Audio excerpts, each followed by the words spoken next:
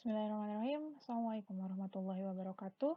Jumpa lagi di channel No Chemistry No Life. Masih bersama guru kimia kesayangan Anda, Hanifah Jawas.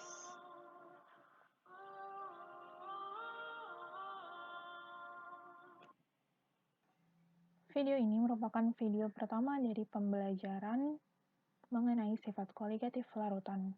Pada video ini kita akan membahas mengenai fraksi mol. Jika kita memiliki larutan gula, tentunya kita mengetahui bahwa dalam larutan tersebut ada komponen yang disebut sebagai pelarut dan ada yang disebut sebagai zat pelarut. Dalam larutan gula, pelarutnya adalah air dan zat pelarutnya adalah gula. Nah, dari sini tentunya kita dapat mengetahui jumlah dari masing-masing komponen ini. Kita dapat mengetahui berapa sih jumlah pelarutnya, kita dapat mengetahui jumlah zat pelarutnya. Jumlah dari masing-masing zat ini biasanya dinyatakan dalam bentuk mol. Maka nanti kita bisa ketahui berapa mol pelarutnya, berapa mol zat terlarutnya. Untuk menggambarkan keadaan atau jumlah dari pelarut dan juga zat terlarut dalam suatu larutan, itu dapat dinyatakan dalam bentuk konsentrasi atau kadar zat. Nah, salah satu bentuk konsentrasi atau kadar zat itu adalah fraksi mol. Fraksi mol disimbolkan sebagai X besar ya. Apa sih fraksi mol itu? Jadi, fraksi mol merupakan perbandingan jumlah mol salah satu komponen dengan jumlah mol total larutan. Nah, yang dimaksud dengan salah satu komponen di sini adalah komponen dari larutan itu. Larutan kan tadi komponennya adalah pelarut dan juga zat terlarut. Maka, kalau misalnya ditanya fraksi mol, berarti ada dua bentuk fraksi mol, yaitu fraksi mol pelarut dan juga fraksi mol zat terlarut. Nah, untuk pelarut, fraksi molnya biasanya disimbolkan sebagai XP. X itu untuk fraksi mol, P kecil itu sebagai bentuk dari menggambarkan pelarutnya. Jadi X pelarut, XP disingkat XP. Gitu. Jadi karena tadi fraksi mol itu merupakan perbandingan jumlah mol salah satu komponen dengan jumlah mol total larutan, maka jika ditanyakan XP atau fraksi mol pelarutnya, maka fraksi mol pelarut itu akan sama dengan mol pelarut. Karena yang ditanya pelarut ya, maka untuk persamaan matematisnya itu perbandingan antara mol pelarut. Mol pelarut dibagi dengan mol total. Karena total larutan itu adalah pelarut tambah zat terlarut, maka XP-nya itu sama dengan mol pelarut dibagi mol pelarut ditambah mol zat terlarut. Gitu. Itu untuk fraksi mol pelarut. Bagaimana dengan fraksi mol dari zat terlarut? Sama, fraksi mol zat terlarut itu disimbolkan dengan XT, X terlarut. Itu akan sama dengan, karena ini tanya zat terlarut, maka perbandingan mol zat terlarut dengan mol totalnya. Berarti kita rumuskan secara matematis yaitu mol zat terlarut dibagi dengan mol pelarut ditambah mol zat terlarut. Itu. Nah, di sini karena pelarut dan zat terlarut digabungkan itu menjadi satu kesatuan yaitu larutan, maka dirumuskan bahwa XP atau fraksi mol pelarut itu ditambah dengan fraksi mol terlarut, XP ditambah XT itu akan sama dengan 1. Tuh. Jadi untuk fraksi mol ada 3 persamaan matematis yang bisa kalian perhatikan ya, ada 3. Kita langsung ke contoh soal saja nih, kalau misalnya nggak dikasih contoh soal agak susah. Nah di sini ada soal ya, soal pertama. Etilen glikol dengan rumus C2H6O2 ditambahkan ke dalam sistem pendingin kendaraan bermotor untuk melindungi kerusakan akibat cuaca dingin. Hitunglah fraksi mol setiap komponen dalam larutan yang mengandung 1,25 mol etilen glikol dan 4 mol air. Nah, kalau misalnya ada soal seperti ini, selalu ya, yang pertama kita tuliskan dulu apa yang diketahui dan apa yang ditanya. Gitu. Caranya, tuliskan apa yang diketahui dan apa yang ditanya. Lihat saja di sini apa sih angkanya. Oke, yang pertama adalah 1,25 mol etilen glikol. Mol dalam satuan mol berarti kita ketahui pertama mol. Disimbolkan dengan N tentu saja. Mol dari etilen glikol itu sama dengan 1,25. Kemudian yang kedua diketahui mol air. Mol airnya berapa? Mol air itu sama dengan 4. Gitu. Cuma 2 yang diketahui ya. Setelah itu, kita tuliskan apa yang ditanya. Yang ditanya di sini adalah hitunglah fraksi mol setiap komponen. Tadi ada etilen glikol dan ada air. Berarti yang ditanya fraksi mol etilen glikol dan fraksi mol air. Sampai situ udah? Oke. Setelah itu baru kita bisa tuliskan penyelesaiannya untuk menentukan masing-masing. Nah, tadi bagaimana caranya kita tahu nih, mana yang sebagai, kalau misalnya ada dua zat dicampurkan, mana yang sebagai pelarut, mana yang sebagai zat pelarut. Nah, biasanya yang jumlah molnya lebih banyak itu akan sebagai pelarutnya, sedangkan yang jumlah molnya lebih sedikit itu biasanya sebagai zat terlarutnya, gitu. Maka di sini karena mol airnya lebih besar, maka air ini sebagai pelarut, sedangkan etilen glikol itu sebagai zat terlarutnya. Gitu ya. Maka kita bisa tuliskan, tadi kan kita udah tahu nih, kalau misalnya ditanya X pelarut, berarti itu adalah N pelarut dibagi dengan N totalnya. Sebagai pelarut itu adalah air, berarti ini bisa kita tuliskan X air, mana-mana boleh ya. Itu X pelarut itu akan sama dengan, pelarutnya siapa sih? Air. Air itu 4 mol, berarti kita masukkan 4 mol dibagi dengan 4 ditambah 1,25, karena NT-nya 1,25 nih etilen glikolnya gitu. Dari sana, persamaan matematis sederhana, kita dapatkan XP-nya itu akan sama dengan 0,762. XP ini maksudnya apa? X air, karena airnya sebagai pelarut, gitu ya. Kemudian, untuk XT sama, XT itu NT per NP tambah NT. Ya, kita masukkan angkanya, T terlarut, yang terlarut adalah etilen glikol. Karena etilen glikol sebagai zat terlarut, maka etilen glikol di sini 1,25 nih. Dibagi dengan totalnya, 4 ditambah 1,25 sama. Hitung matematis, didapatkan XT-nya itu sama dengan 0,238. Gitu.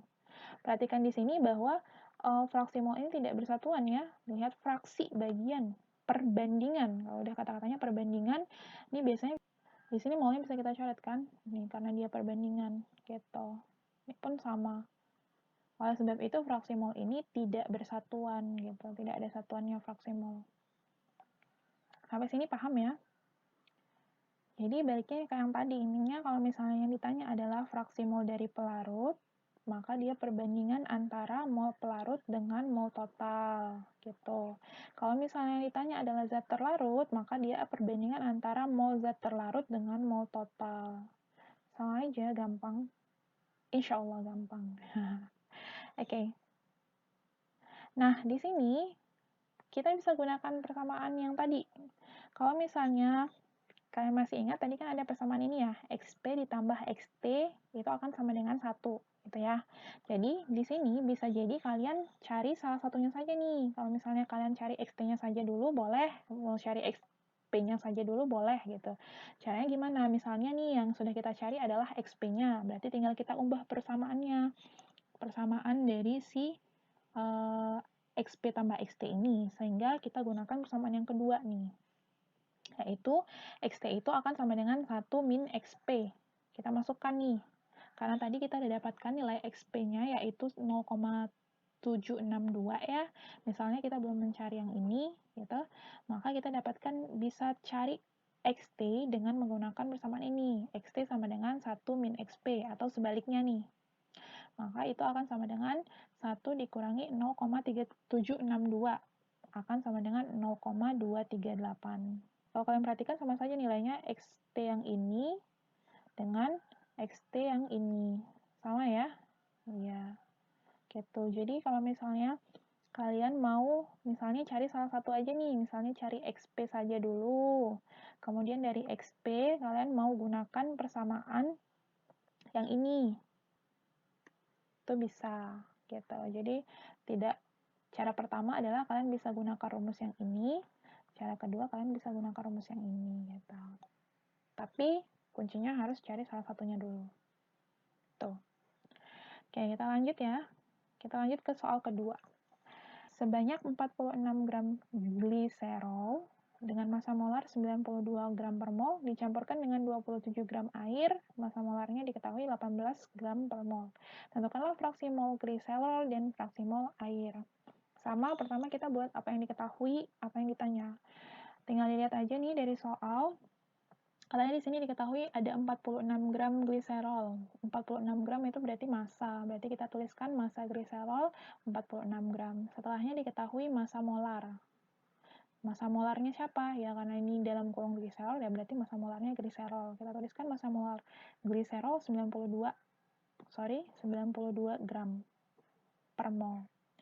Kemudian katanya ini dicampurkan dengan 27 gram air. Nih ya, 27 gram air, berarti kita tinggal tuliskan massa airnya 27 gram. Diketahui massa molar air itu 18 gram per mol. Kita tuliskan massa molar air 18 gram per mol. Dari sini yang ditanyakan apa? Tentukanlah fraksi mol gliserol dan fraksi mol air. Sama fraksi mol, berarti X. X dari gliserol dan juga X dari air. Itu semua diketahui. Ya, tinggal kita tuliskan penyelesaiannya. Nah, sebelum ke penyelesaian, ingat kembali nih, kalau misalnya kita mau mencari fraksi mol, itu ada dua rumusnya ya, itu fraksi mol untuk pelarut dan juga fraksi mol zat terlarut. Gimana cara kita menentukan mana mol yang jadi pelarut, mana yang jadi zat terlarut? Kalau misalnya kalian tidak bisa tentukan, pertama, kalian buat biasa dulu aja gitu. Jadi, kalau misalnya kita mau menentukan fraksi mol, itu kan kita harus mengetahui molnya, gitu kan. Nah, dari yang diketahui di sini, apakah sudah ada mol? Belum ya. Di sini kita baru mempunyai massa dan juga massa molarnya. Belum diketahui mol. Tidak seperti contoh soal yang pertama, kita sudah ketahui molnya. Di sini belum kita ketahui molnya. Karena belum kita ketahui molnya, maka untuk penyelesaiannya, pertama kita cari dulu molnya, tentukan mol masing-masing dulu, yaitu mol gliserol dan juga mol air. Ingat kembali bahwa mol itu akan sama dengan massa dibagi massa molar ya. Maka kita masukkan massa gliserol 46 gram, kemudian massa molarnya adalah 92 gram per mol. Didapatkan nanti mol dari gliserol itu adalah 0,5 mol. Gitu. Setelah kita menentukan mol gliserol, kita tentukan juga mol dari air, sama, massa dibagi massa molar, 27 gram dibagi 18 gram per mol, maka kita dapatkan massa molar, mol dari air itu adalah 1,5 mol, gitu. Nah, setelah kita dapatkan mol masing-masing, dari sini baru bisa kita tentukan nih. Balik lagi ke yang tadi, biasanya jika molnya lebih banyak, itu akan sebagai pelarut, maka ini sebagai pelarut airnya, sedangkan gliserolnya itu sebagai zat terlarut. Gitu. Setelah itu kita masukkan ke rumus nih. Ya, kita masukkan ke rumus. XP berarti pelarut. Siapa yang jadi pelarut sih? Yang jadi pelarut adalah si air ya. Air jadi pelarut, maka kita masukkan persamaannya, yaitu perbandingan antara mol pelarut dibagi dengan mol totalnya. Gitu. Masukkan mol pelarutnya adalah 1,5 mol, dari sini ya, pelarut 1,5 mol dibagi dengan total. Total berarti pelarut tambah zat pelarut, berarti 1,5 ditambah 0,5.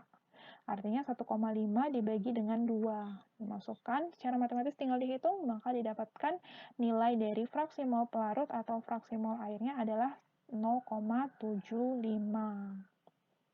Gitu. Setelah itu, kita tentukan juga fraksi mol dari zat terlarut. Siapa yang menjadi zat terlarut? Yang menjadi zat terlarut adalah si gliserol. Maka kita masukkan nih, tinggal kita masukkan persamaan, yaitu mol dari gliserol. Mol dari gliserol 0,5, ini ya, dibagi dengan mol totalnya 1,5 ditambah 0,5 berarti 0,5 dibagi 2, kita dapatkan fraksi mol dari zat terlarut atau fraksi mol dari gliserol itu 0,25 gitu. Sebenarnya sama seperti yang tadi, kalau misalnya kalian nggak mau payah, cari salah satu aja nih. Misalnya kalian udah cari fraksi mol pelarut, kalian tinggal cari fraksi mol zat terlarutnya dengan menggunakan persamaan yang ini. Nih, persamaan ketiga yaitu XP tambah XT itu sama dengan 1. Atau kalau misalnya kita mau tuliskan nih, misalnya kita udah tahu fraksi mol terlarut, maka XT itu akan sama dengan 1 dikurangi XP ya. Kita tuliskan 1 dikurangi XP-nya kita udah dapat tadi dari persamaan yaitu 0,75, berarti 1 dikurangi 0,75 itu akan sama dengan 0,25. Sama aja nanti kita dapatkan dengan yang ini, gitu. Sama kan? 0,25 jadi Jadi kalau misalnya kalian nggak mau terlalu payah, bisa cari salah satunya saja, kemudian masukkan ke persamaan yang ini. XP ditambah XT sama dengan 1. Gitu. Sampai sini paham ya? Oke. Kita lanjut ke contoh soal ketiga. Sebanyak 9 gram glukosa dilarutkan ke dalam air sampai volume larutannya menjadi 100 ml. Tentukanlah fraksi mol setiap komponen yang terdapat dalam larutan tersebut. Sama semuanya, cara pertama kita tentukan dulu apa yang diketahui dan apa yang ditanya. Cari saja yang ada angkanya. Nah, di sini diketahui sebanyak 9 gram glukosa. 9 gram itu berarti massa kan ya. Maka kita tuliskan massa glukosa itu 9 gram. Kemudian apalagi? Dilarutkan ke dalam air sampai volume larutannya menjadi 100 ml. Volume larutan, volume larutan. Volume larutan 100 ml. Maka di sini kita tuliskan nih, volume larutan 100 ml. Nggak ada angka lagi, berarti udah selesai yang diketahui. Kita lanjut ke apa yang ditanya. Tentukanlah fraksi mol setiap komponen. Sama nih. Karena tadi komponennya ada glukosa dan juga ada air ya. Air, glukosa dan air, maka kita tuliskan yang ditanya adalah fraksi mol dari glukosa dan juga fraksi mol dari air. Setelah itu, balik lagi kita ke penyelesaian. Nah, karena kita mau menentukan fraksi mol, balik lagi nih ke persamaannya yang tadi 2, fraksi mol pelarut dan juga fraksi mol zat terlarut. Diketahui ya, kalau misalnya fraksi mol pelarut itu mol pelarut dibagi mol pelarut tambah terlarut. Kalau fraksi mol zat terlarut, mol terlarut dibagi mol pelarut tambah zat terlarut. Sama. Kemudian di sini, yang pertama, balik lagi. Karena kita mau menentukan fraksi mol, kita harus tentukan mol dulu nih. Mol, harus tahu molnya. Di sini udah tahu mol belum? Belum kita ketahui molnya kan? Maka pertama kita harus cari dulu mol. Sama, cari mol masing-masing. Pertama kita tentukan mol dari glukosa. Kalau di soal-soal sebelumnya nih udah diketahui ada massa molarnya gitu. Kalau yang di sini massa molarnya belum diketahui ya dari soal. Oleh sebab itu, kita harus cari dulu molnya. Pastikan bahwa massa molar sudah diketahui. Massa molar belum diketahui, maka kita cari massa molarnya dulu. Massa molar dari glukosa itu rumusnya C6H12O6. Kalian kayaknya udah pada paham semua ya cara menentukan massa molar.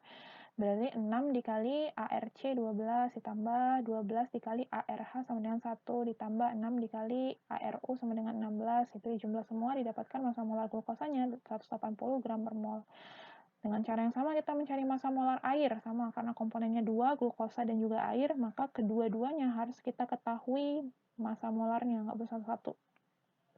Maka di sini air itu ya 2 dikali ARH 1 sama dengan 1 ya, ditambah 1 dikali ARU, berarti 1 kali 16, itu didapatkan massa molar air itu 18 gram per mol.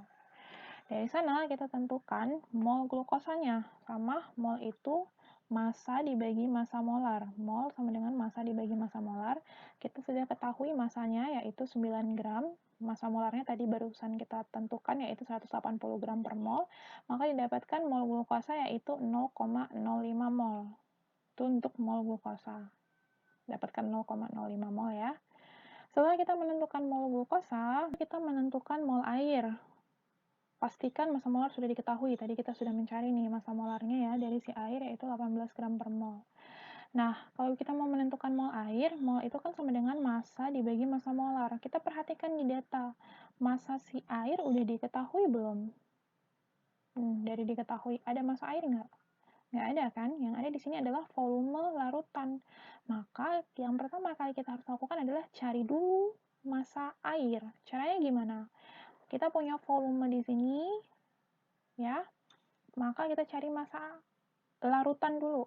Massa larutan, kalau misalnya kita tahu volume, itu persamaannya itu sama dengan massa jenis atau rho dikali dengan volume. Bu, kan nggak diketahui massa jenisnya gimana? Nah, kalau misalnya tidak kita ketahui massa jenisnya, bisa kita asumsikan bahwa massa jenisnya sama dengan 1 ya. 1 gram per mili atau 1 kilogram per liter. Karena kita pakai gram dan juga mili, maka kita masukkan massa jenisnya 1 gram per mili. Volume larutannya 100 mili. Nih, nah ini. Maka kita dapatkan massa larutannya adalah 100 gram. Sampai sini apakah cukup? Belum ya, Karena ingat kembali bahwa larutan itu, larutan merupakan jumlah dari zat terlarut dan juga pelarut. Berarti dalam larutan bukan hanya ada air saja, tapi ada glukosanya. Maka kalau misalnya kita mau mencari massa air itu akan sama dengan massa larutan dikurangi massa glukosa. Maka massa larutannya tadi kita dapatkan yaitu 100 gram. Ini ya, 100 gram massa larutan kita masukkan ke sini, 100 gram dikurangi dengan massa dari glukosa. Dari mana tahu massa glukosa? Diketahui di soal. Nih, massa glukosa 9 gram. Maka 100 gram dikurangi 9 gram didapatkan massa airnya 91 gram. Dari sini, setelah kita ketahui massa air, baru kita dapat menentukan mol airnya. Kita masukkan massanya, massa air, yaitu 91 gram dibagi dengan massa molarnya, sudah kita tentukan, hitung tadi, yaitu 18 gram per mol. Maka didapatkan massa mol airnya itu sama dengan 5,05 mol. Gitu. Nah, setelah kita ketahui mol air, mol glukosa, baru kita bisa menentukan fraksi molnya. Gitu. Yang ketiga adalah menentukan fraksi mol. Balik-balik lagi ke sini, fraksi mol pelarut, yang jadi pelarut air. Berarti kita masukkan tadi, dari hasil perhitungan sebelumnya, diketahui mol airnya 5,05. Sedangkan mol dari glukosanya atau zat terlarutnya itu adalah 0,05, maka didapatkan untuk fraksi mol pelarut itu adalah 0,99. Sedangkan untuk fraksi mol dari zat terlarut atau fraksi mol glukosanya itu tadi kita dapatkan hasil perhitungan bahwa fraksi mol glukosa atau zat terlarutnya itu 0,05 dibagi dengan mol totalnya gitu. Sehingga didapatkan fraksi mol dari glukosa atau zat terlarutnya itu adalah 0,01. Sama seperti sebelumnya, kalau misalnya kalian ini ya, biar cepat, itu bisa ditentukan salah satu saja fraksi molnya, pelarut atau zat terlarut saja. Dari situ kita dapat menggunakan persamaan ini, yaitu XP tambah XT sama dengan 1. Kalau misalnya kita mau cari XT-nya, itu berarti XT sama dengan 1 dikurangi XP. 1 dikurangi 0,99 yaitu 0,01. Bisa dipilih ya, gitu. Sama saja hasilnya, hasil akhirnya. This one and this one. Oke, kita ke soal selanjutnya, contoh soal yang keempat. Suatu larutan NaOH, massa molar 40 gram per mol, mempunyai kadar 20% M per M, massa per massa. Tentukanlah fraksi mol NaOH dalam larutan tersebut. Sama seperti sebelum-sebelumnya, yang pertama kita tuliskan dulu apa yang diketahui. Kalau misalnya mencari apa yang diketahui, tinggal lihat angka. Di sini ada massa molar, ada massa molar. Maka kita tuliskan massa molar NaOH itu 40 gram per mol. Kemudian yang diketahui kedua adalah kadar. Kadar dari siapa? Kadar dari NaOH yaitu 20%, maka kita tuliskan kadar NaOH 20%. Nggak ada angka lagi, berarti yang diketahui selesai ya, sampai situ. Kemudian kita tuliskan apa yang ditanya. Yang ditanya di sini katanya adalah fraksi mol. Fraksi mol berarti fraksi mol dari NaOH, berarti X NaOH. Ya, NaOH di sini sebagai apa sih? Pelarut kah? Zat terlarut kah? Jadi kita lihat. Kemudian kita tuliskan penyelesaiannya. Nah, kalau misalnya dari soal-soal yang sebelumnya, itu kan kita berangkat dari kalau kita mau menentukan fraksi mol, berarti kan kita harus tahu molnya dulu. Mol hubungannya berarti massa dengan massa molar gitu ya. Kalau di sini ada massanya enggak? Kan kita belum ketahui massanya ya, tapi kita ketahui di sini ada kadarnya nih katanya. Kadarnya 20% dalam satuan massa per massa. Nah, balik lagi ke konsep mol dan stoikiometri kelas 10, itu kalian sudah pelajari mengenai kadar zat dalam persen ini artinya apa sih? Maka pertama yang harus kita lakukan adalah memahami makna kadar NaOH 20% itu artinya apa? NaOH 20% itu artinya dalam larutan 100 gram, dalam larutan sejumlah 100 gram, itu akan terdapat zat terlarut yaitu NaOH sejumlah 20 gram dan juga pelarutnya sejumlah 80 gram. Kenapa 80 gram? Karena larutannya totalnya adalah 100 gram gitu. NaOH 20% berarti artinya 20 per 100. 20-nya ini merupakan zat terlarutnya, zat terlarut berarti NaOH-nya, 100-nya ini merupakan larutannya. Berarti kalau misalnya kita tuliskan zat terlarut NaOH-nya itu 20 gram. Pelarutnya ya kita tuliskan berarti 100 gram dikurangi 20 gram itu sama dengan 80 gram gitu. Maka pelarutnya yaitu air sejumlah 80 gram. Itu artinya dari NaOH 20%. Nah ya, balik lagi ke penjelasan kelas 10. Pahami kembali. Oke, setelah itu kita menentukan mol. Karena kita mau mencari fraksi mol, tentunya kita harus menentukan mol. Molnya siapa? Yaitu molnya NaOH dan juga molnya si air. Sama, mol itu sama dengan massa dibagi massa molar. Massa dibagi massa molar, massa dari NaOH kita dapatkan tadi adalah 20 gram ya, yang ini 20 gram, maka kita masukkan massanya 20 gram. Massa molar NaOH diketahui di soal 40 gram per mol, maka didapatkan mol dari NaOH yaitu 0,5 mol. Setelah kita menentukan mol dari NaOH, kita tentukan mol dari air, sama massa dibagi massa molar. Massanya yaitu 80 gram, massa molar air 18 gram per mol. Udah pada tahu ya, air H2O. 2 kali 1 ditambah 1 kali 16 sama dengan 18. Balik-balik udah tau lah. Didapatkan mol air itu sama dengan 4,44 mol. Nah, dari sini kan yang ditanya fraksi mol NaOH ya. Setelah itu kita tinggal menentukan fraksi mol dari NaOH. Nah, karena NaOH di sini sebagai zat terlarut, bisa kita tuliskan fraksi mol dari NaOH itu mol NaOH per mol total. Atau bisa kita masukkan terlarut ya, NaOH sebagai terlarut, maka kita bisa tuliskan juga XT atau XNaOH sama aja ya.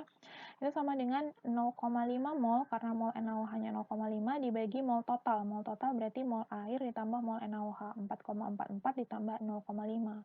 Maka didapatkan fraksi mol dari NaOH atau fraksi mol terlarutnya yaitu 0,101 gitu. Sampai di sini paham? Oke. Pada video kali ini kita telah mempelajari mengenai fraksi mol. Fraksi mol yang dilambangkan dengan X merupakan perbandingan jumlah mol salah satu komponen dalam larutan dengan jumlah mol total larutan. Terdapat dua fraksi mol, yaitu fraksi mol pelarut yang disimbolkan sebagai XP dan juga fraksi mol zat terlarut yang disimbolkan sebagai XT. Fraksi mol pelarut dirumuskan sebagai mol pelarut dibagi dengan mol total larutan, yaitu mol pelarut ditambah mol zat terlarut. Sedangkan fraksi mol zat terlarut dirumuskan sebagai mol zat terlarut dibagi dengan mol total, yaitu mol pelarut ditambah dengan mol zat terlarut. Ini sudah kita pelajari di video kali ini, beserta dengan 4 contoh soalnya, silakan dipelajari kembali. Sekian untuk video kali ini, semoga apa yang diberikan di video ini bisa bermanfaat untuk kalian semua. Semangat belajar, kita jumpa lagi di video berikutnya. Wassalamualaikum warahmatullahi wabarakatuh.